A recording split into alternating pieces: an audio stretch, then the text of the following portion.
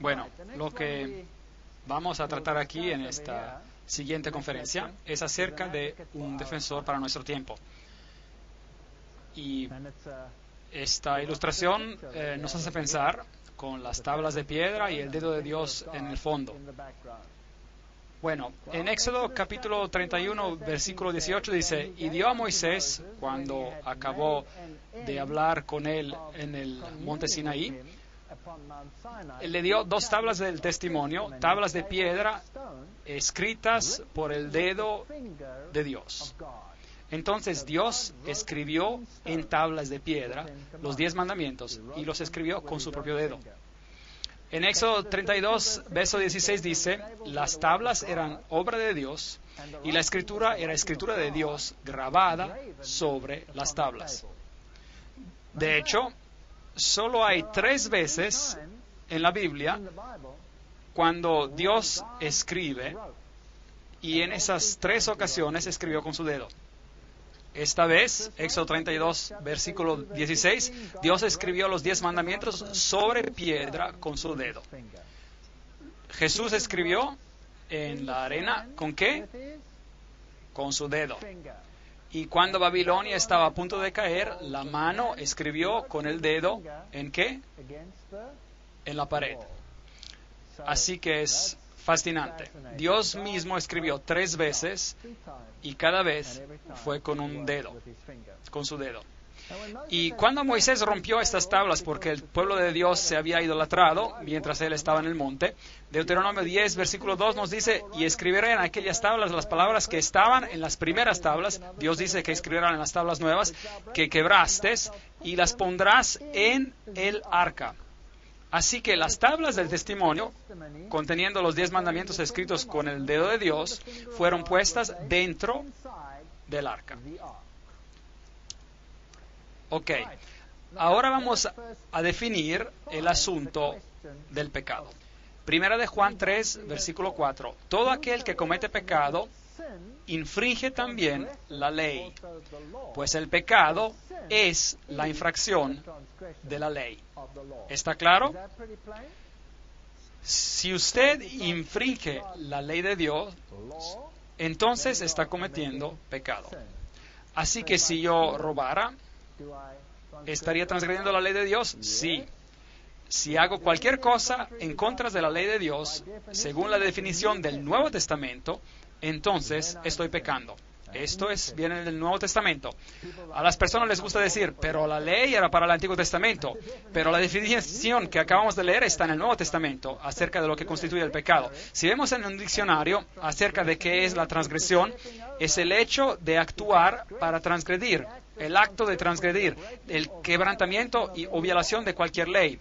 Entonces, si va a transgredir, debe haber una ley.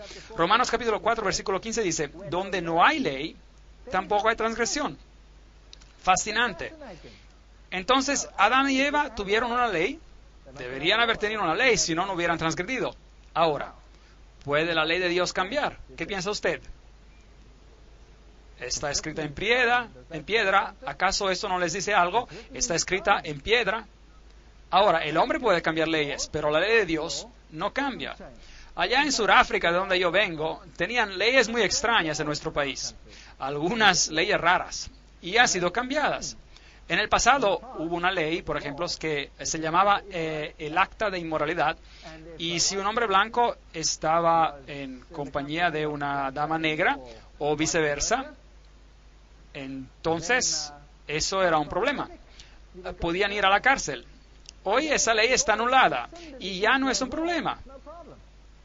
Entonces se dan cuenta, usted puede remover la ley o para remover el problema, o si la ley permanece y si usted la quebranta, usted es un transgresor, ¿correcto? ¿Sí o no? Bien. Así que donde no hay ley, no hay transgresión. Romanos 6:23 dice, porque la paga del pecado, la cual acabamos de definir en la Biblia, es la transgresión de la ley. Podemos leerlo. La paga de transgredir la ley de Dios es la muerte. De modo que ese es un asunto muy importante. Algunas personas dicen que no hay ley, que no podemos guardar la ley, pero la Biblia claramente nos enseña que si transgredimos la ley de Dios, entonces la paga del pecado será muerte. Ahora, el pecado nos separa de Dios. Leemos eso en Isaías 59, versículo 2. Por vuestras iniquidades, vuestros pecados, han hecho división entre vosotros y vuestro Dios. Eso es importante. A algunos les gusta tornar esa definición de arriba abajo. Prefiero mantener la definición así como está en la Biblia. El pecado es la transgresión de la ley, y si usted peca, esto causa una separación. Así que hemos sido separados de Dios a causa del pecado. Pero hay una manera de resolver este problema, y esta manera es Cristo. Romanos 6, versículo 23, porque la paga del pecado es muerte, mas la dádiva de Dios es vida eterna en Cristo Jesús, nuestro Señor. Así que hay dos posibilidades. Adán y Eva pecaron, y la paga del pecado es muerte. Dos posibilidades. O eliminamos la ley, como en Sudáfrica, había una ley, y esa era una ley tonta, y entonces se anuló la ley. Ya no hay más ley, y si no hay más ley, entonces no hay más transgresión. ¿Tiene sentido esto? Así que si eliminamos la ley, eso arregla el problema. Entonces eres libre. Y todos los que estuvieron en la prisión por causa de actos de inmoralidad, según esa ley, se libraron. Ahí está. Ya no hay más ley. Entonces ya no hay más transgresión. Eres libre. ¿Hizo Cristo eso? ¿Puso a un lado la ley? ¿Sí o no? No. Vea lo que dice la ley. La ley dice, morirás. Pero Cristo pudo haber dicho, oh, hice una ley, pero esa es una ley muy dura para ustedes, así que quitamos esa ley. Pero Dios no cambia. Entonces aquí tenemos un callejón sin salida. La ley dice que tú seguramente morirás. Pero Cristo no trató este asunto livianamente. Si hubiera sido posible sacar la ley, entonces no hubiera sido necesario pagar la penalidad de la ley, ¿correcto? Bueno, correcto. Así que, en otras palabras, el hecho de que Cristo vino a morir significa que Él pagó la penalidad, ¿correcto? Entonces, ¿será que la ley todavía es vigente? ¿Sí o no? Absolutamente sí. Algunas personas dicen que la cruz anuló la ley. Me gustaría decirles que la cruz garantiza que la ley siga vigente. La cruz es la garantía de que la ley sigue vigente. ¿Por qué? Si hubiera sido posible de sacar la ley, Cristo no hubiera tenido que morir. ¿Es correcto? Muy bien. Pondré enemistad, recuerda el texto, entre ti y la mujer, entre tu simiente y la simiente suya. Esta te herirá en la cabeza y tú le herirás en el calcañal. Génesis 3:15. Esta es la enemistad entre el diablo y Cristo, porque por gracia sois salvos por medio de la fe, y esto no es de vosotros, pues es el don de Dios, no por obras, para que nadie se glorie. Efesios 2:8. Ahora, ¿confunden estos textos, sí o no? No, no confunden. ¿Puedo ser salvo guardando la ley? No, porque soy salvo por medio de la gracia. Cristo pagó la penalidad por mí y murió por mí, y por medio de la gracia soy salvo. Si acepto su don de salvación, soy salvo por la gracia.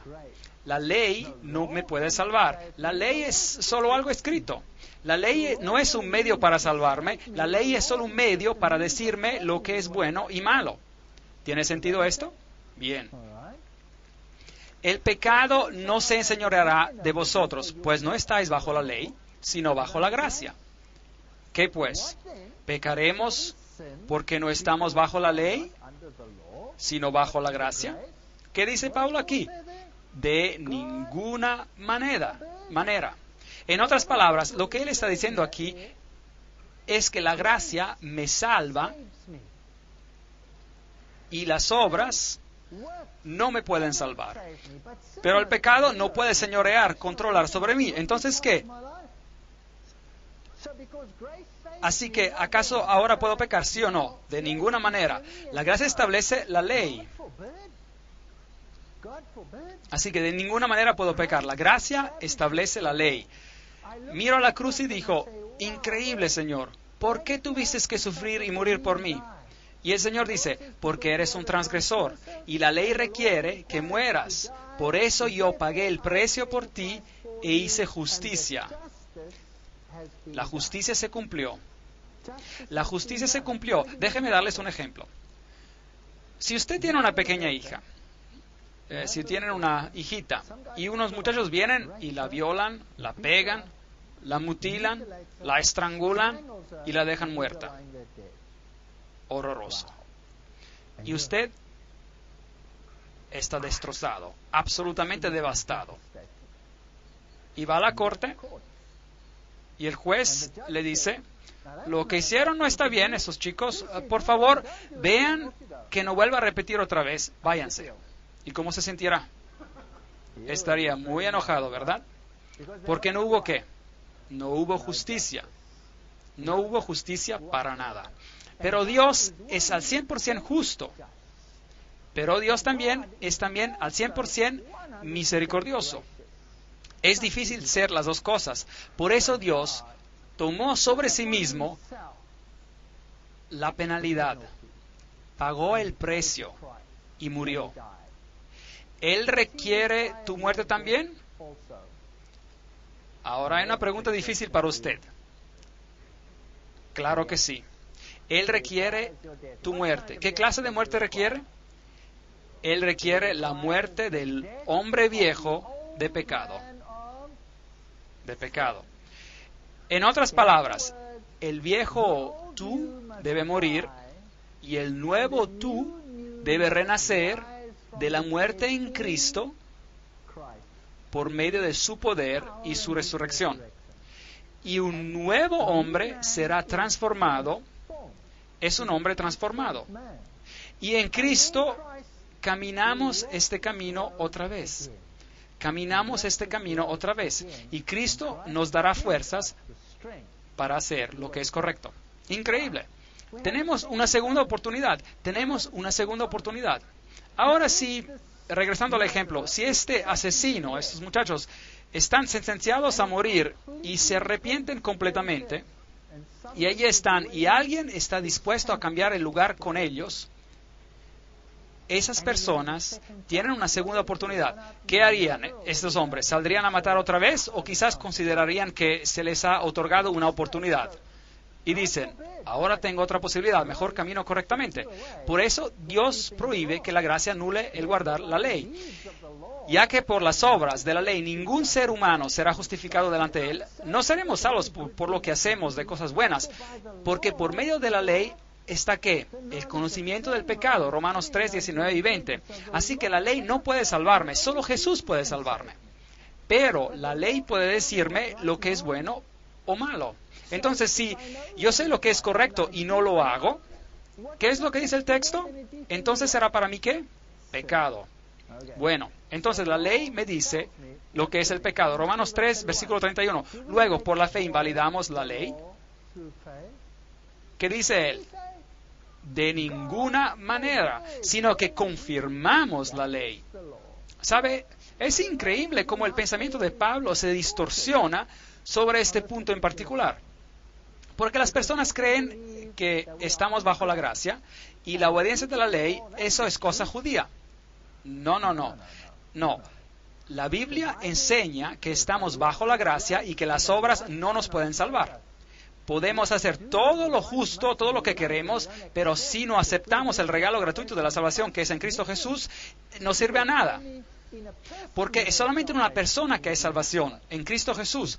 Pero la ley me enseña lo que es bueno y malo. Y cuando yo vengo en armonía con Cristo, entonces yo guardaré sus mandamientos.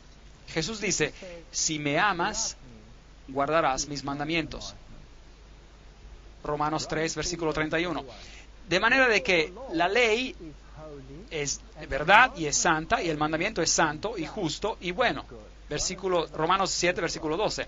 Así que la Biblia claramente enseña que la cruz no sustituye la ley, sino que la establece.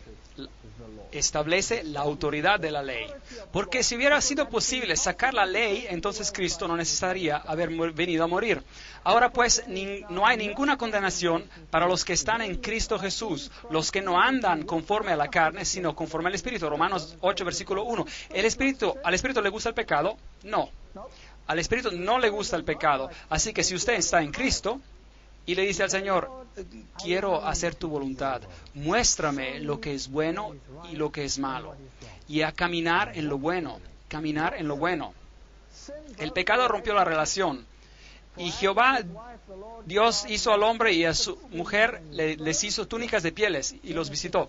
Génesis 3, versículo 21. Ellos habían perdido la vestimenta de justicia, y Dios en su misericordia les dijo, te cubriré otra vez. Y Él les dio la promesa del Mesías, que los cubre de justicia, de su justicia. Entonces, el primer símbolo de la muerte era un animal que moría. ¿Correcto? Sí.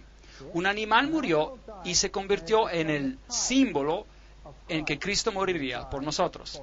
Bueno, ahora miremos a otra ley, la cual es llamada la ley ceremonial, y esta incluía a todos los festivales, las reglas y regulaciones que Israel tenía que cumplir. Ahora, recuerde que los 10 mandamientos fueron escritos, ¿cómo? Leímos, por el dedo de Dios, y fueron escritos, ¿dónde? En piedra, y ¿dónde tenían que ser puestos? En el arca.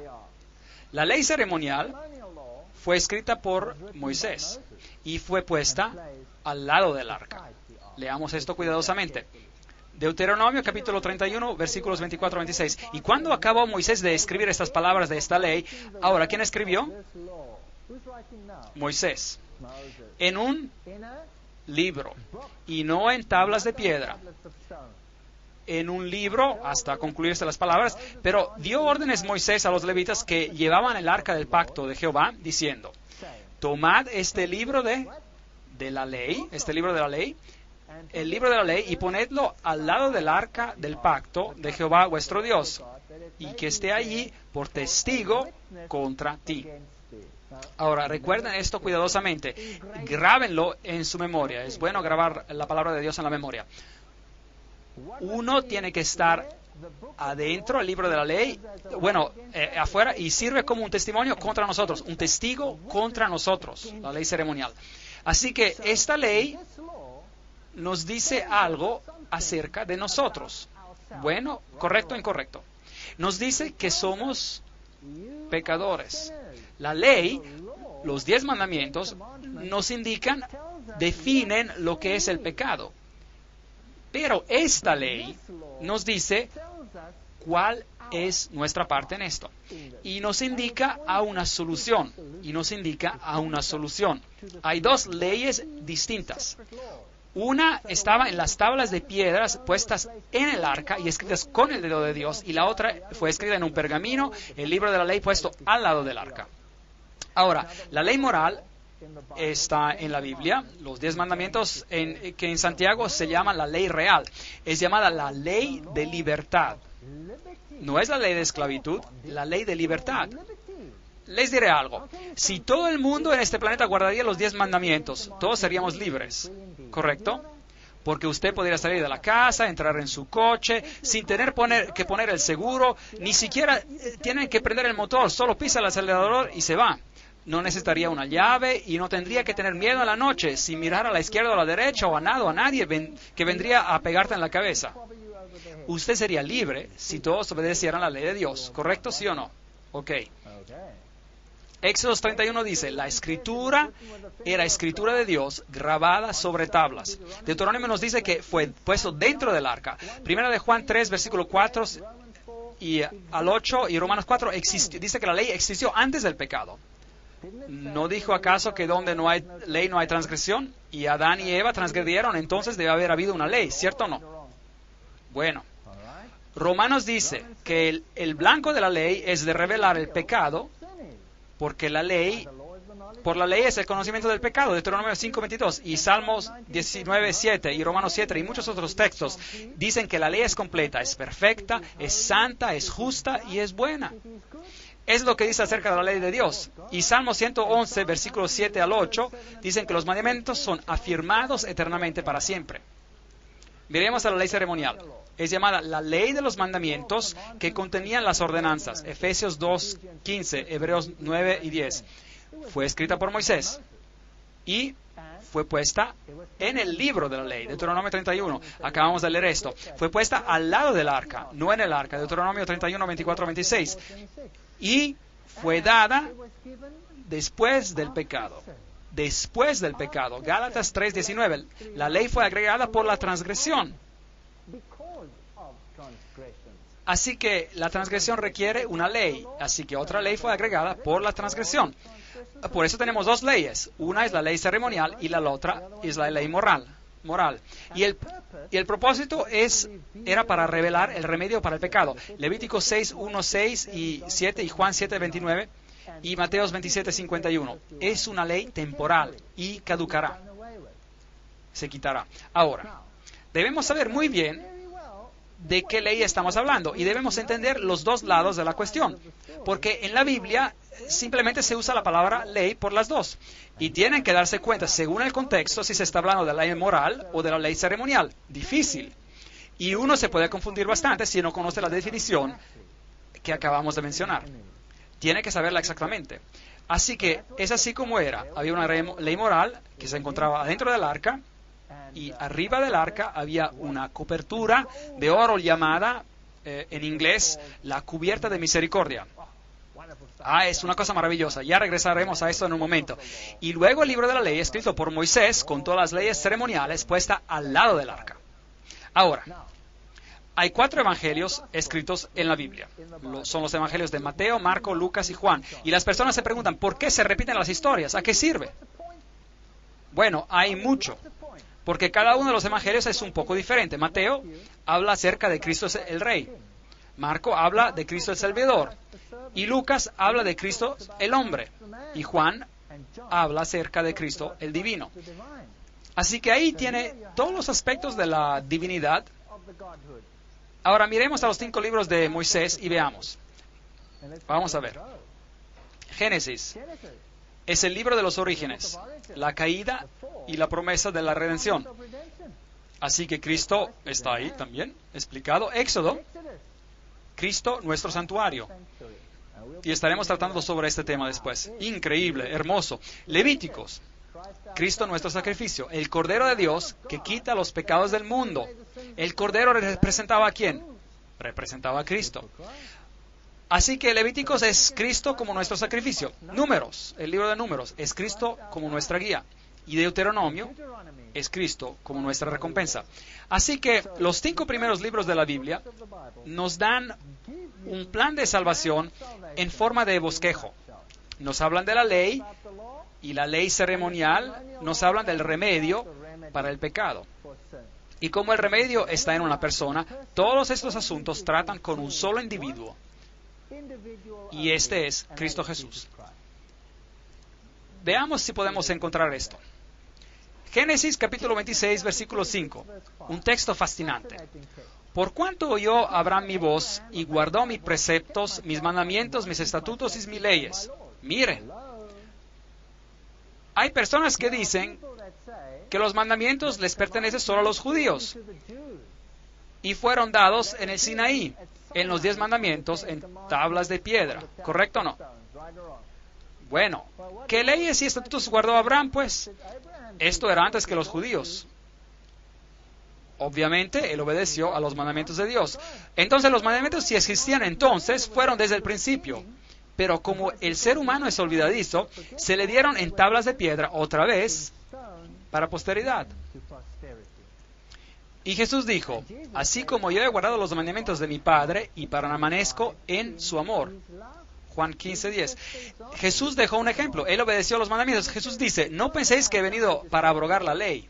Él se refiere aquí al antiguo Pentateuco, que eran los 5 primeros libros de Moisés, y contenían la ley de los 10 mandamientos. Así que ni una jota ni una tilde sería removida. Esto incluye los 10 mandamientos y los profetas. Todo lo que se ha dicho por los profetas. No he venido para abrogar, sino para cumplir, dijo Jesús. Porque de cierto os digo que hasta que pasan el cielo y la tierra, ni una jota ni una tilde pasará de la ley, hasta que todo se haya cumplido. Mateo 5, 17 y 18. Entonces puede ver que Jesús no vino a cambiar nada, sino que vino a cumplir. Él es el cumplimiento de la ley ceremonial. Él es la solución al pecado. Y Él vino porque la ley de los 10 mandamientos nos había condenado a todos nosotros a la muerte, pero Él vino a hacer justicia, a pagar el precio. Así que en la cruz la justicia y la misericordia se juntaron. Increíble. Jesús dice, pero es más fácil, eso es Jesús que está hablando, que pase en el cielo y la tierra para que se frustre una tilde de la ley. Lucas 16, versículo 17. ¿Ven que la ley permanece, sí o no? Ok, así que aclaramos esto. Primera de Juan 5, versículo 3. Pues este es el amor de Dios, que guardaremos sus mandamientos. Y sus mandamientos no son gravosos. Algunas personas dicen, no puedo guardar la ley de Dios, es imposible, es imposible. Es imposible. He tenido pastores que me han dicho lo mismo. Pastores que me dicen que es imposible guardar los mandamientos de Dios, que no tenemos que guardar los mandamientos de Dios. De hecho, de que los mandamientos han sido eliminados. Y le dije, pastor, deme su esposa, la necesito esta noche. Y él dijo, ¿qué quiere decir? Pues le dije, bueno, si no hay mandamiento que diga, no adulterarás.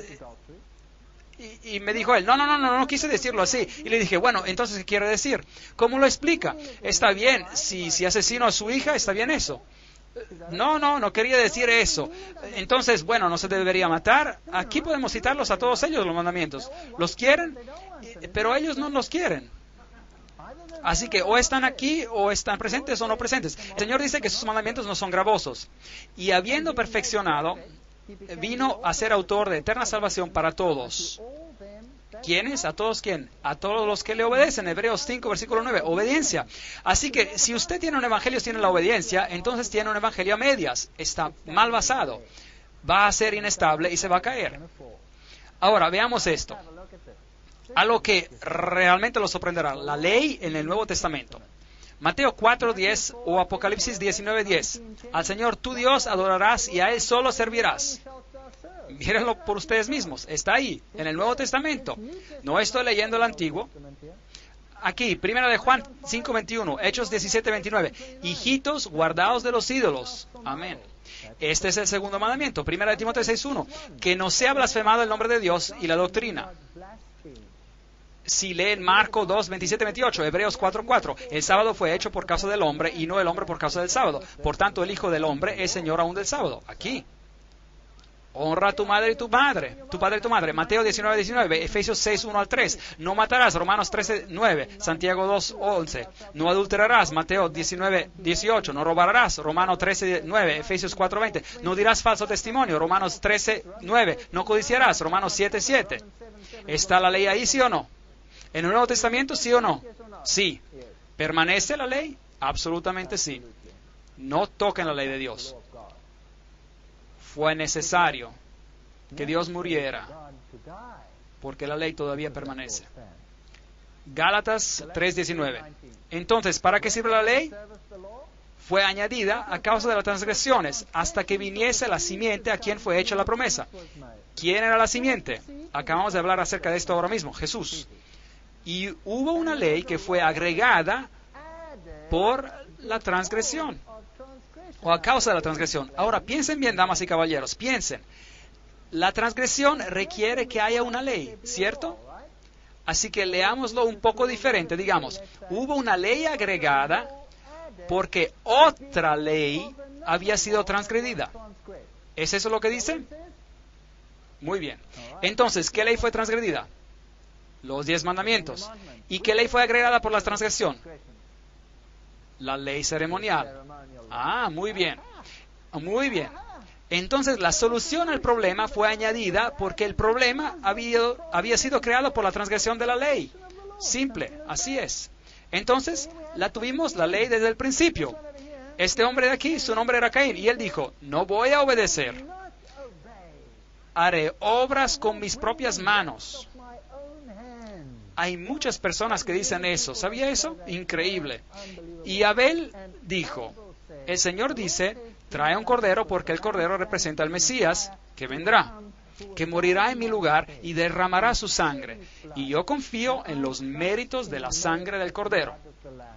¿Fue salvado por la gracia o por obras? Por gracia. Entonces, ¿la gracia ya existía en el Antiguo Testamento, sí o no? Sí. Entonces, ¿cómo eran salvadas las personas en el Antiguo Testamento? ¿Guardando los mandamientos o por gracia? Por gracia. ¿Hay algo que ha cambiado? No. Y yo soy el Señor que no cambio, dice el Señor. Yo soy el Señor y no cambio.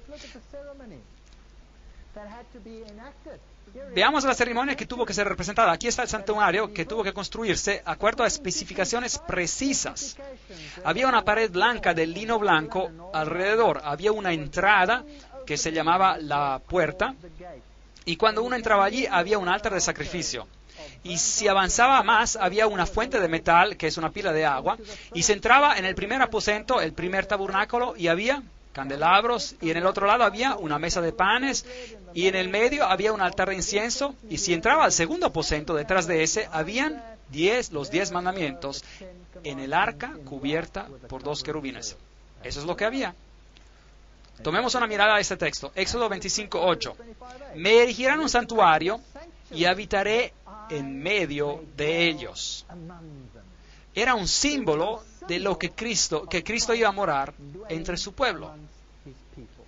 ¿Cómo se le advirtió a Moisés cuando iba a erigir el tabernáculo diciéndole, mira, haz todas las cosas conforme al modelo que se te ha mostrado en el monte? Hebreos 8, versículo 5.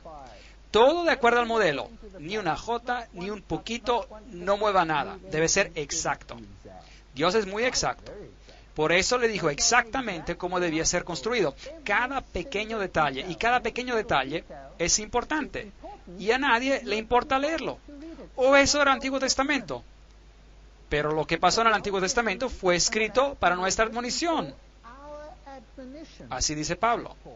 Así que será mejor que nos aseguremos de leerlo. Bueno, todos estos pilares, el Señor dice que son una copia del tabernáculo en el cielo, en el templo en el cielo. Y dice, al vencedor lo haré columna en el templo de mi Dios, en mi casa. Entonces el pilar simboliza los redimidos. Es interesante. Y se necesitaba dinero para pagar la construcción, y cada persona tenía que pagar un precio de redención. Y era el mismo precio para los pobres o para los ricos. Así que era, y si bien recuerdo, un cuarto de shekel de plata, y cada uno tenía que pagarlo. Y Jesús vino y envió a su discípulo a pescar el dinero de redención de la boca de un pez. ¿Se acuerda de esa historia? Y hubo suficiente para pagar para 2 de ellos. Jesús está dispuesto a pagar el dinero de la redención por ti.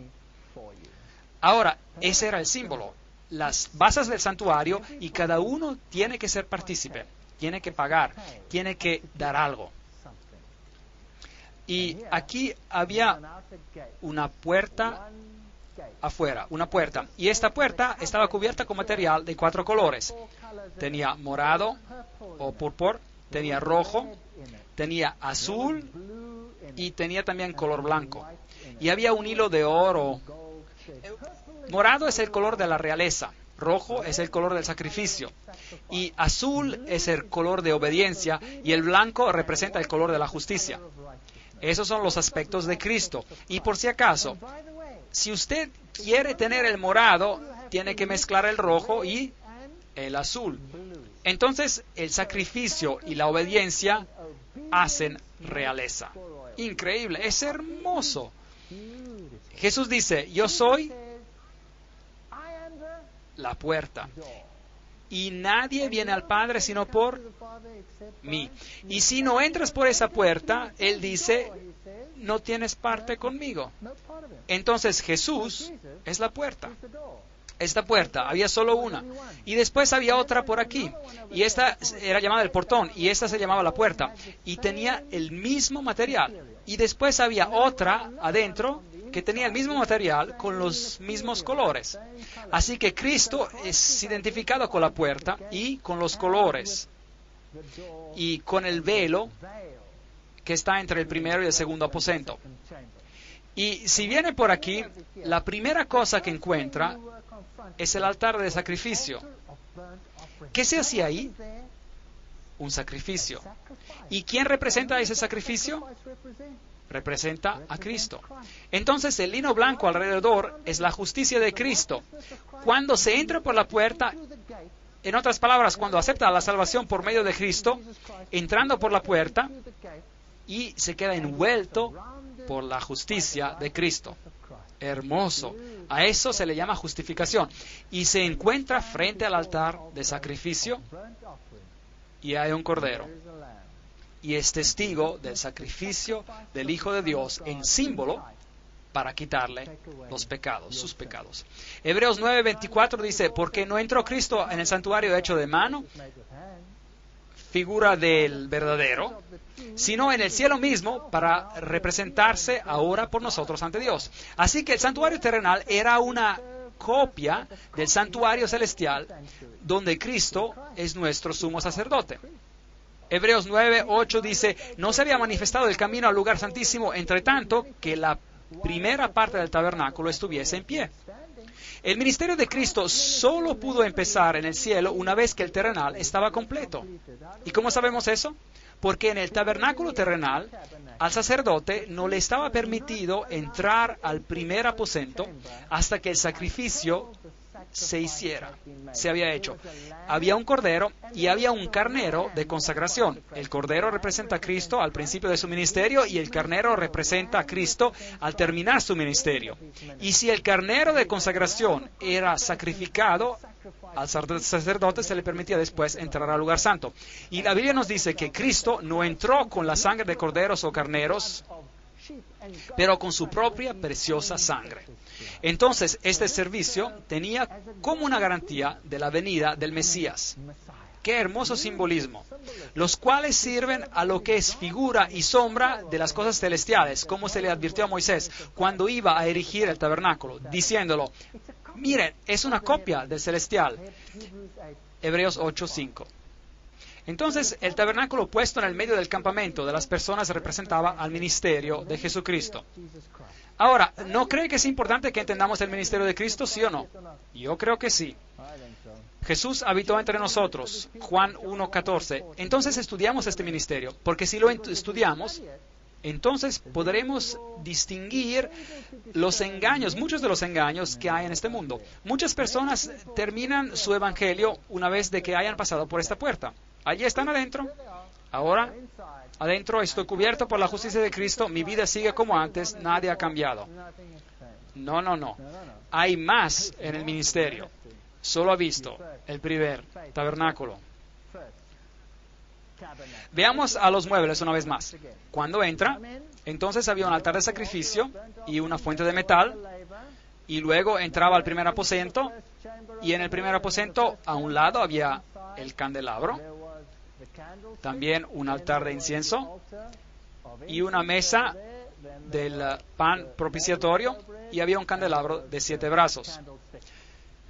Y en el candelabro de 7 brazos. Y en el otro aposento estaba el arca del pacto.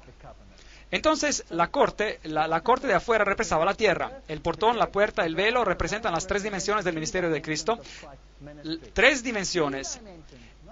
3 dimensiones, no solo una. Había 4 pilares para el velo, 4 cubiertas, 4 colores, 4 ingredientes en el pan propiciatorio. El número 4 es el número de la tierra, norte, sur, este, oeste. Toda la tierra se alcanza por esta redención. 48 tablas, 60 pilares, múltiples de 144,000. Las basas estaban hechas de plata, como dijimos, del dinero de la redención. Nadie puede poner otro fundamento que el que está puesto, el cual es Cristo Jesús. 1 Corintios 3:11. Él es el fundamento de cada pilar. 5 barras sosteniendo la estructura, 5 factores sosteniendo el cuerpo de la unidad del Espíritu. ¿Se acuerdan? Hay solo un cuerpo, un Espíritu, un Señor, una fe, un bautismo y un Dios y un Padre de todos. 5 factores sosteniendo el santuario junto. Ahora vamos al sacrificio. El cordero se traía y el pecador se presentara frente al cordero. ¿Y qué tenía que hacer? Tenía que poner sus manos encima del cordero. Y entonces se mataba el cordero y la grasa era removida y quemada.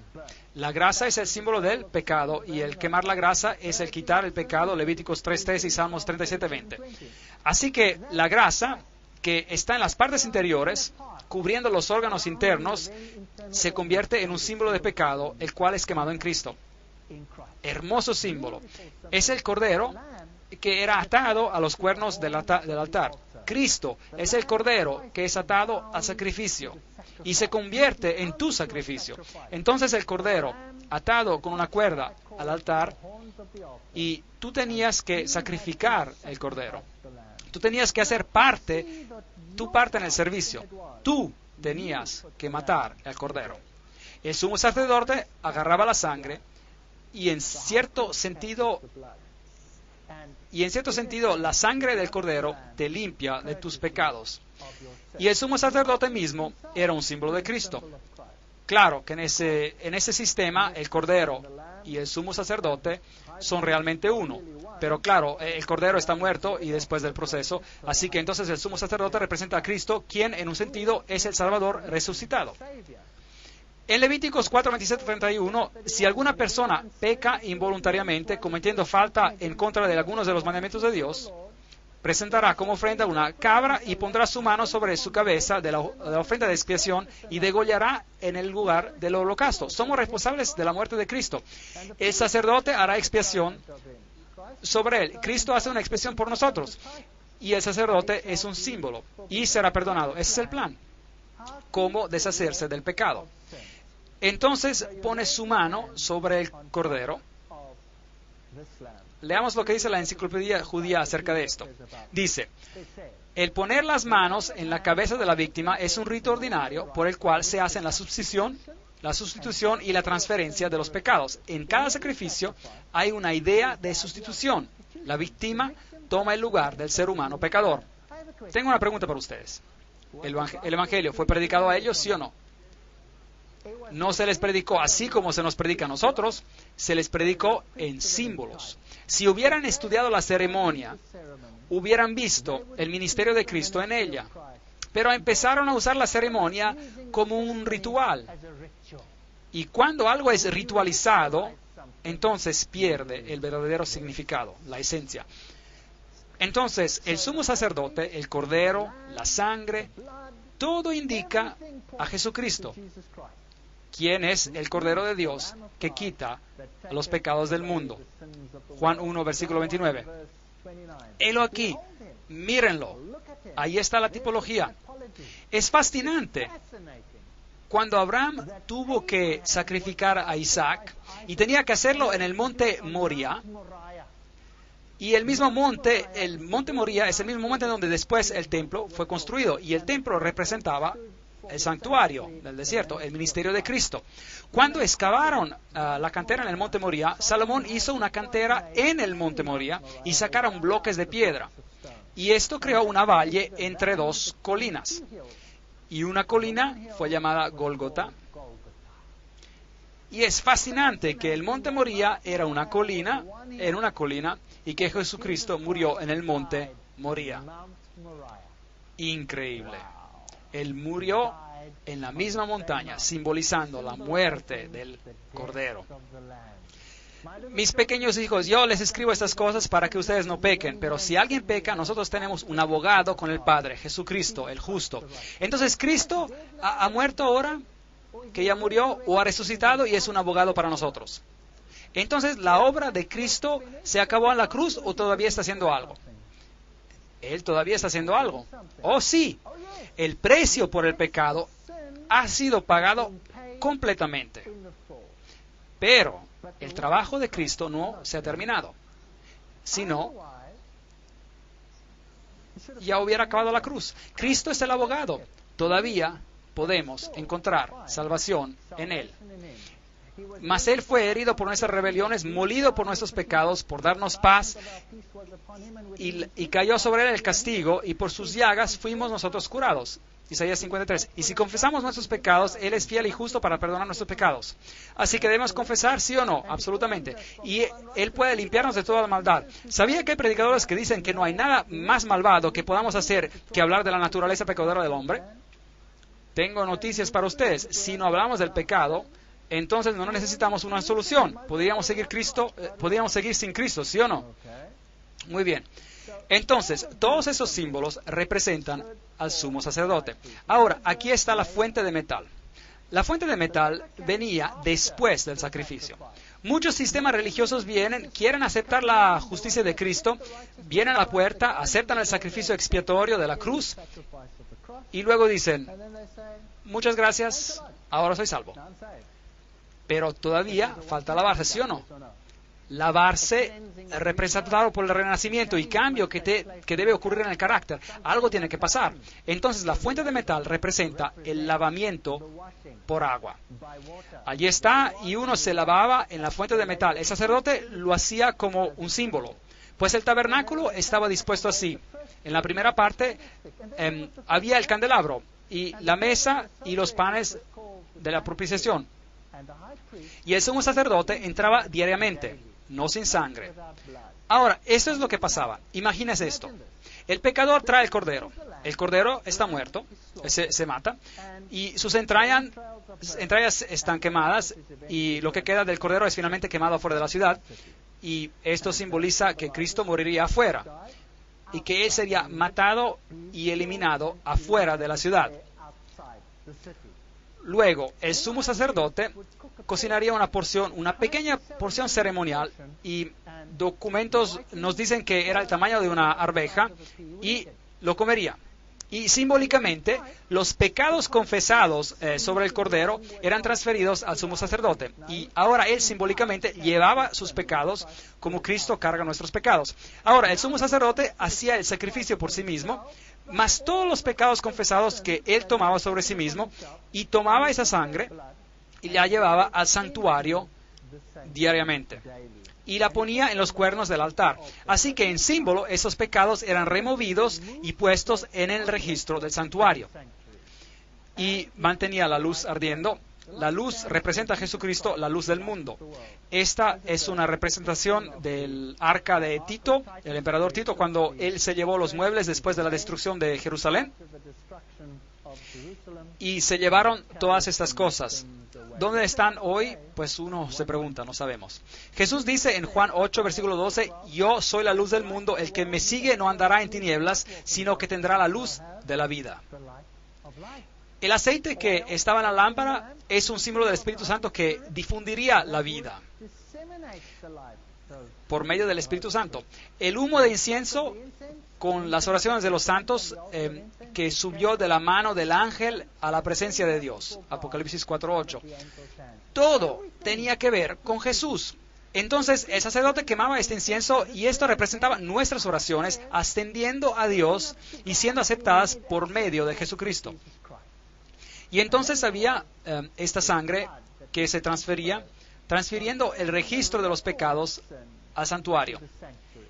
Yo soy el pan vivo que descendió del cielo. Si alguien come de este pan, vivirá para siempre. Y el pan que yo le daré es mi carne, la cual yo daré por la vida del mundo.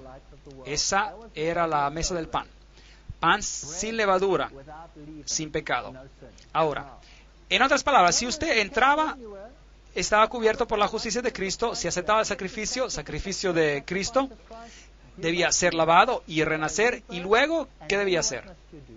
Ser partícipe de la luz por medio del Espíritu Santo. Jesús es la luz del mundo.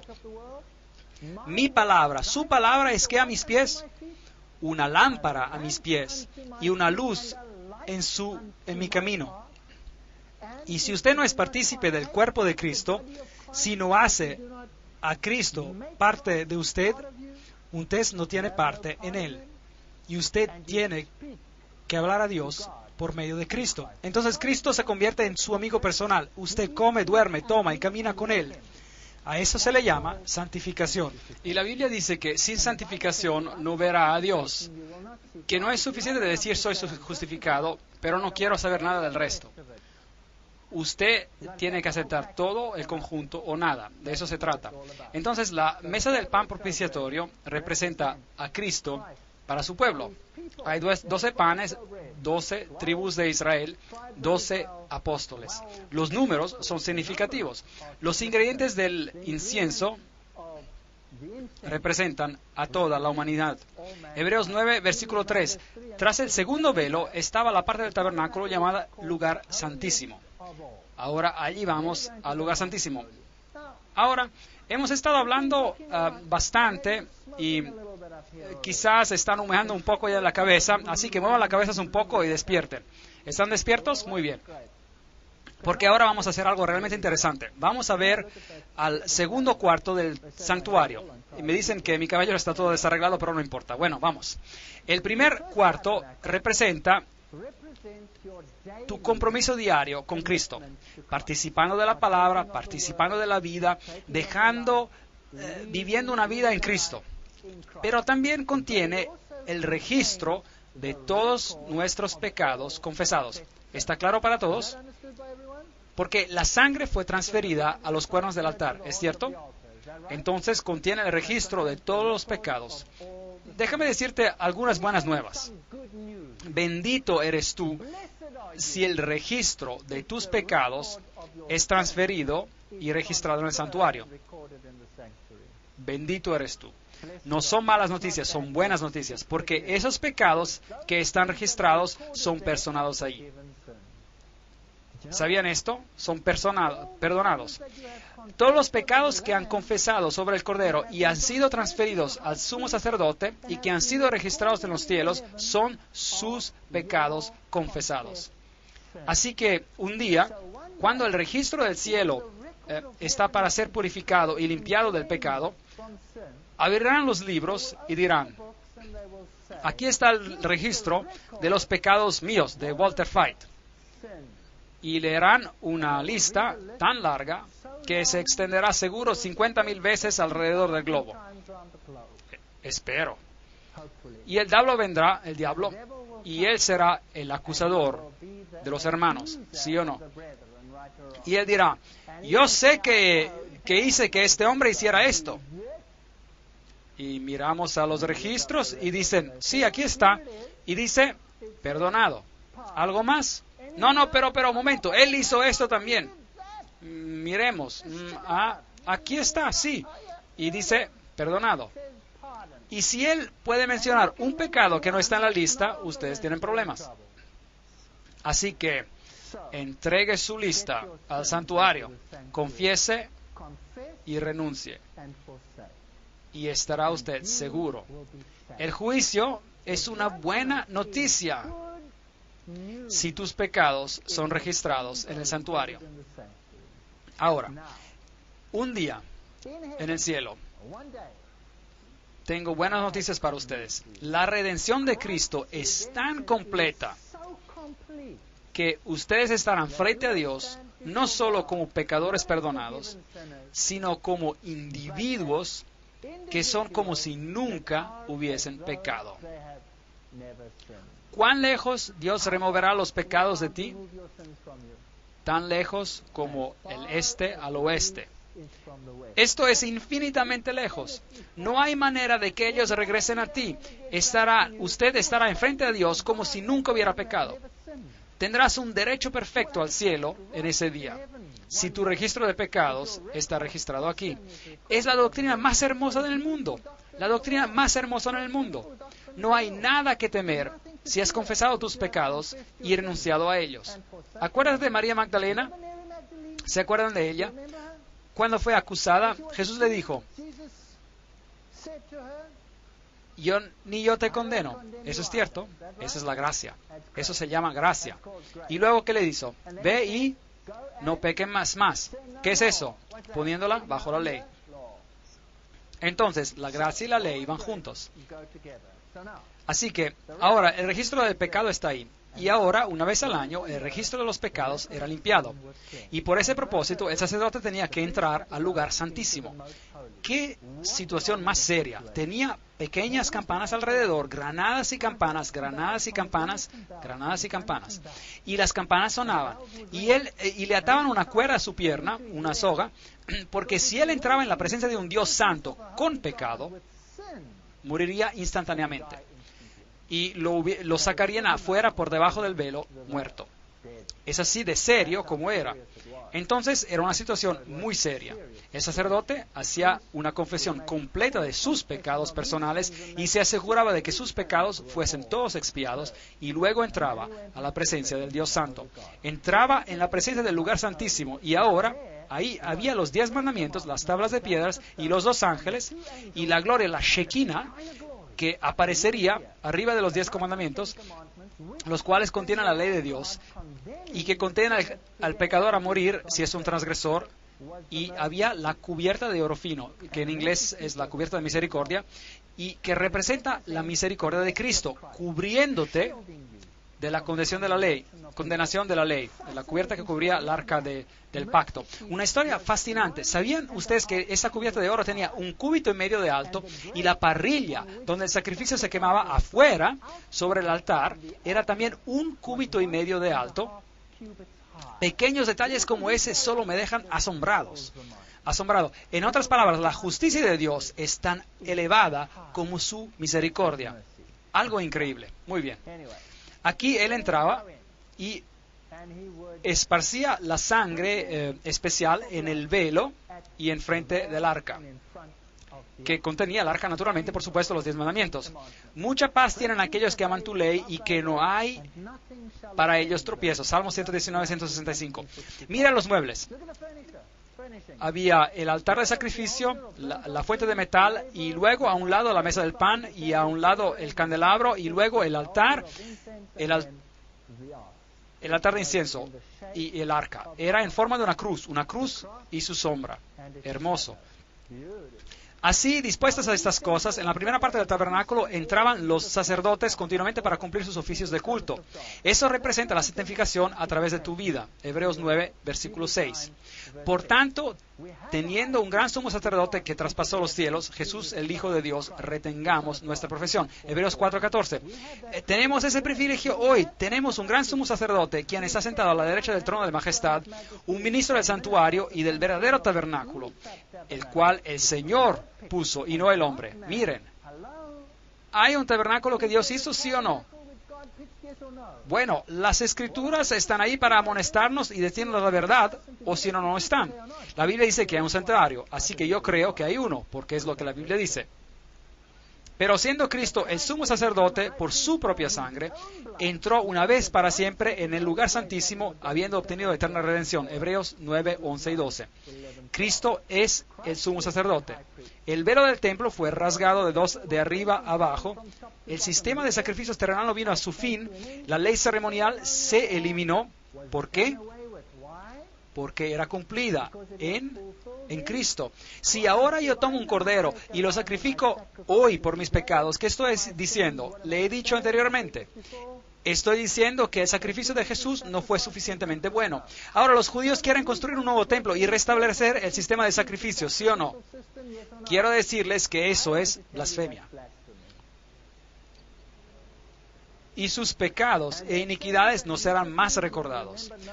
Pues donde hay remisión de estos, No hay más ofrenda por el pecado. Hebreos 10:18. Así que, hermanos, tenemos libertad para entrar en el lugar santísimo por la sangre de Jesucristo, por el camino nuevo y vivo. Hebreos 10:19 y 20. Tenemos un nuevo pacto con Cristo. Es el mismo que el antiguo, pero este ha sido cumplido en Cristo. Y ahora yo miro a Jesús.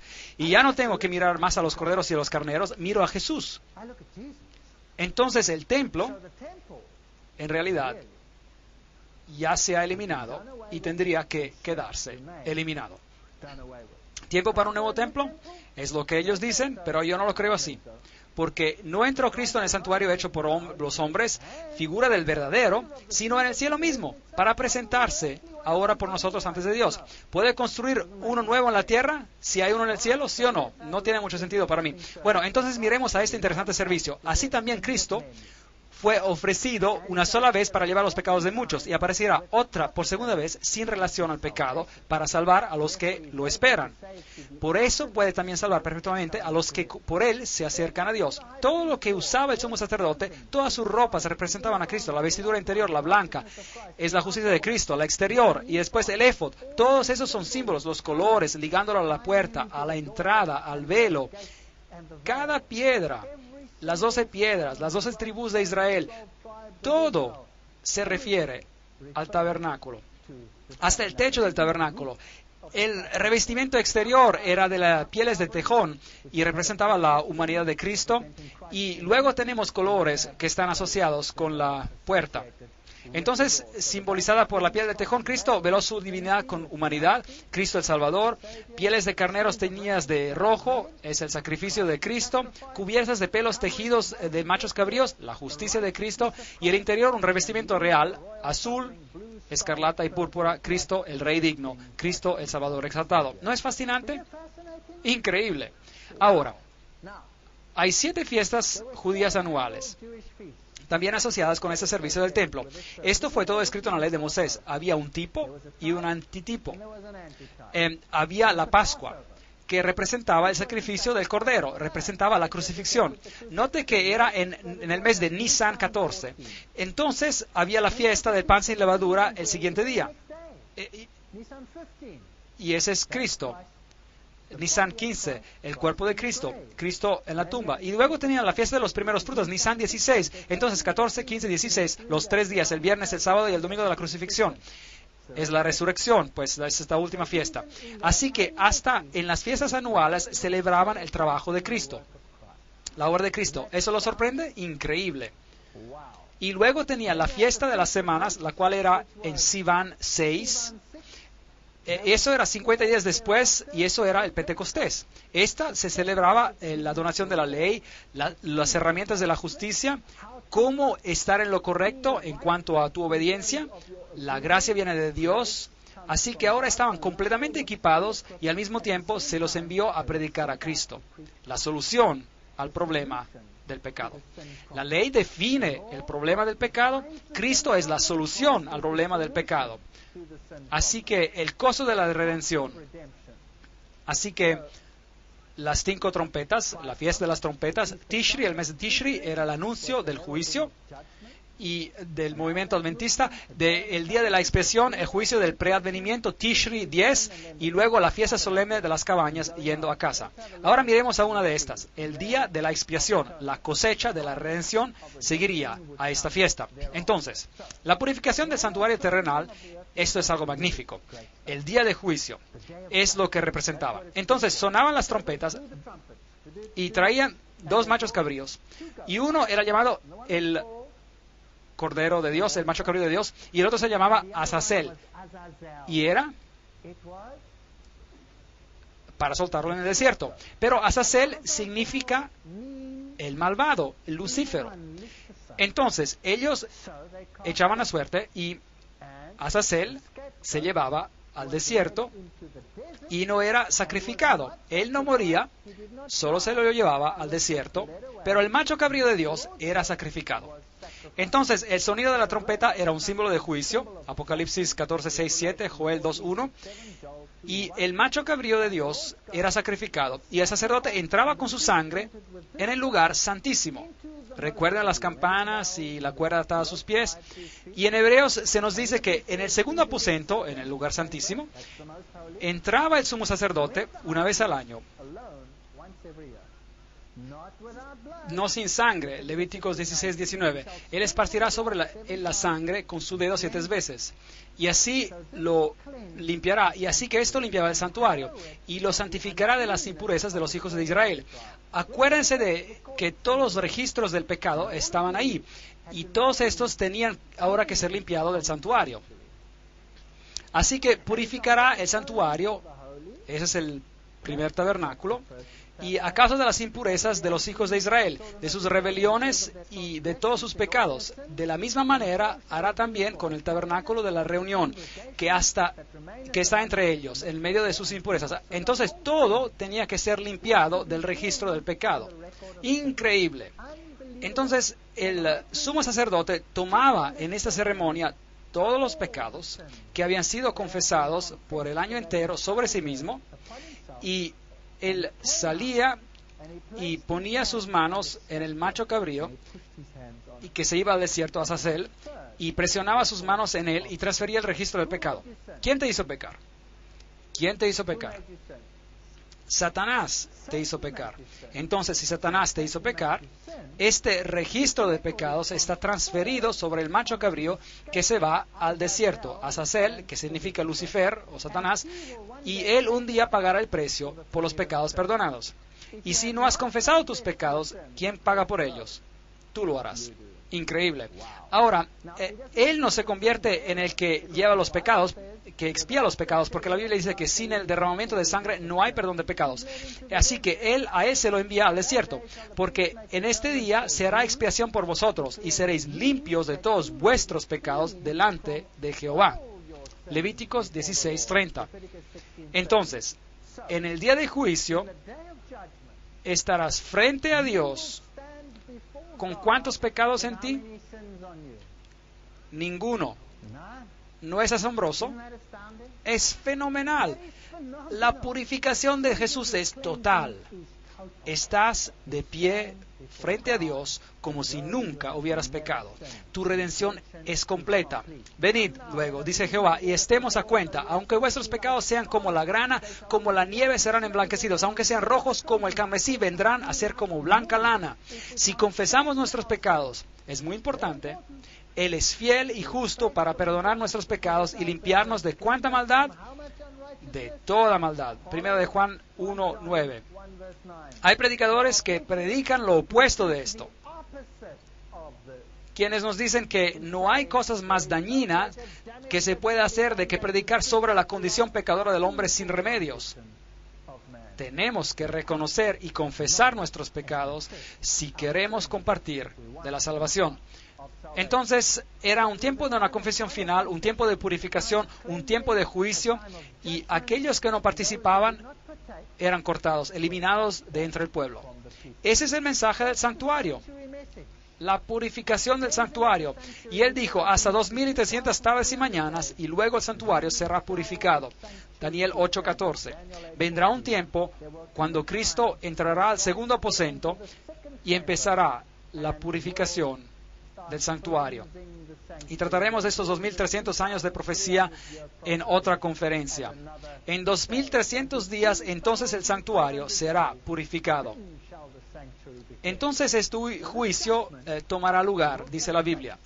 Estuve mirando hasta que fueron puestos unos tronos y se sentó un anciano de días. El juez se sentó y los libros fueron abiertos. Daniel 7, 9 y 10. Venía como un hijo del hombre, vino hasta el anciano de días y lo hicieron acercarse delante de él. Por cuanto él ha establecido un día en cuanto él juzgará al mundo con justicia. Hechos 17:31. Será mejor que tome nota del juicio porque está viniendo. 2 Corintios 5:10. Porque es necesario que, ¿quiénes? Que todos nosotros aparezcamos delante del tribunal de Cristo, para que cada uno que reciba según lo que hubiere hecho por medio del cuerpo, sea bueno o malo. Entonces, ¿dónde le gustaría que sus pecados estén? ¿Sobre su cabeza o registrados en el santuario en el cielo? Mejor, registrados en el santuario. El Señor juzgará a su pueblo. Hay una lista. Y si esta lista está bien larga, muy larga, entonces bien para ti. Pero si esta lista está demasiado corta, podrías estar en problemas. Así que examínense a sí mismos si están en el Señor. Vengo pronto, y mi galardón está conmigo para recompensar a cada uno según su obra. Apocalipsis 22:12. La venida del Señor revelará estas cosas. Yo creo que no tenemos nada que temer. Los 2300 días tienen un tiempo específico. Empieza al 457 antes de Cristo, y si tiene 2300 años viene al año 1844. Es un tiempo muy interesante, es el tiempo cuando el Manifiesto Comunista fue escrito, fue el tiempo cuando salió la teoría de la evolución del mundo, precisamente en el 1844. Fue un tiempo cuando hubo un gran choque entre lo que es el Mesías verdadero y lo que no es el Mesías, la filosofía del mundo sobre la creación del mundo. Tiempo maravilloso, temed a Dios y dadle gloria, porque la hora de su juicio ha llegado. ¿Cuál será el estándar del juicio? Preguntemos a la Biblia. Así hablad y así haced como los que habéis de ser juzgados por la ley de libertad. La ley será el estándar de juicio. Santiago 2, versículo 12. Escuchemos la conclusión de todo este problema. Eclesiastes 12, 13 a 14. Temed a Dios y guarden sus mandamientos, porque esto es el todo del hombre. Pues Dios traerá toda obra a juicio, juntamente con toda cosa oculta, sea buena o sea mala. ¿Se escucha mucho de este tema en el mundo hoy? No. Si me amas, dice Jesús, guarda mis mandamientos. Juan 14:15. Amados, si nuestro corazón no nos reprende, confianza tenemos en Dios, y cualquier cosa que pidamos la recibiremos de Él, porque guardamos sus mandamientos y hacemos las cosas que son agradables delante de Él. Primera de Juan 3:21-22. Es tan simple como suena. Pide perdón, Dios te pondrá bajo gracia, y tu registro de pecados será registrado en el santuario. Ve y no peque más, come del pan de vida, bebe el agua viviente, Jesucristo, toma la luz del mundo, vive, come y bebe de tu religión. No hay nada bueno en tener una religión a medias. Y luego, cuando Cristo vuelva, serás limpiado de todas tus injusticias. Todo, nada de esto se quedará en tu cabeza, ni una mancha. Y la justicia de Cristo te cubrirá otra vez. Si confesamos nuestros pecados, Él es fiel y justo para perdonar nuestros pecados y de limpiarnos de toda iniquidad. Primera de Juan 1, versículo 9. Así que arrepentíos y convertíos para que sean borrados vuestros pecados. Ese es un evangelio que ya no escuchamos. Pero esto es verdad, damas y caballeros. Esta es la verdad. Creer en el Señor Jesucristo y serás salvo. Pero tener una fe sin obras, sin hacer algo, es inútil. Y el que sea injusto todavía. Y el que es inmundo, sea inmundo todavía. Y el que es justo, practique la justicia todavía. Y el que es santo, santifíquese todavía. Apocalipsis 22:11. Muy pronto este decreto saldrá y el tiempo de prueba terminará. Y si estás en el lado de los inmundos, será muy tarde. Quedarás inmundo. Si estás en el lado de los justos, bien. El Señor vendrá muy pronto.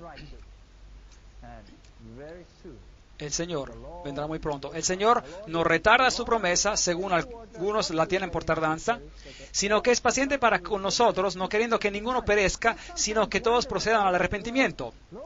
A veces me pregunto, cuando veo al mundo, Señor, ¿por qué todavía no has venido? Algunas personas dicen que el Señor va a tener que disculparse con Sodoma y Gomorra si no viene pronto, porque las cosas están mal. Pero conozco el carácter de mi Dios, y Él es paciente. Y aquí está la paciencia de los santos, los que guardan los mandamientos y la fe de Jesús. Jesús viene pronto, amigos.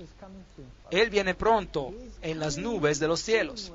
Y es mi oración, mi deseo, que cada uno de nosotros tenga el entendimiento correcto de qué significa servirlo.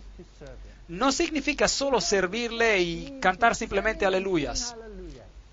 Significa aceptarlo como mi Salvador personal y mi Rey, y un Rey es una persona que tiene que ser obedecida. No porque Él quiere señorear sobre mí, no. El Señor Jesús demostró que Él vino para lavar mis pies, ¿verdad? Él no vino a señorear sobre nosotros, pero nos pide obediencia porque es bueno para nosotros, porque es lo correcto para nosotros. Él dice, escribiré mis leyes en tu corazón. Ese es el nuevo pacto. Y cuando la ley esté en el corazón, querrás hacer lo que es correcto. Querrás hacer lo que es correcto. Les aseguro que sus relaciones mejorarán, el amor por uno al otro mejorará y toda su manera de pensar mejorará. Si volvemos a obedecer, regresamos a una relación de obediencia con Jesús, con Dios. Y no hay nada que temer ante el juicio si hemos confesado nuestros pecados. Nada. Y mientras más larga la lista de los pecados que he confesado, que están registrados en los cielos, mejor. Porque eso significa que todos los pecados están ahí. Y olvídate de ellos y renúncialos. Y esa es mi oración para ti. Mañana empezaremos a mirar al otro lado de la moneda. Por ahora he tratado de hacer lo posible para mostrarles los criterios de la Biblia acerca de la salvación y de la relación con Cristo, lo que ellos implican. Mañana veremos a la falsedad. Identificaremos el anticristo por nombre. Y sé que quizás algunos de ustedes se queden lastimados, ofendidos, pero si se molestan conmigo, enójense conmigo, pero no con la palabra. Pueden arrojarme un tomate, pero sigan regresando y aliméntense más de la palabra. Y a ver si podemos ver todo esto juntos. Gracias por venir.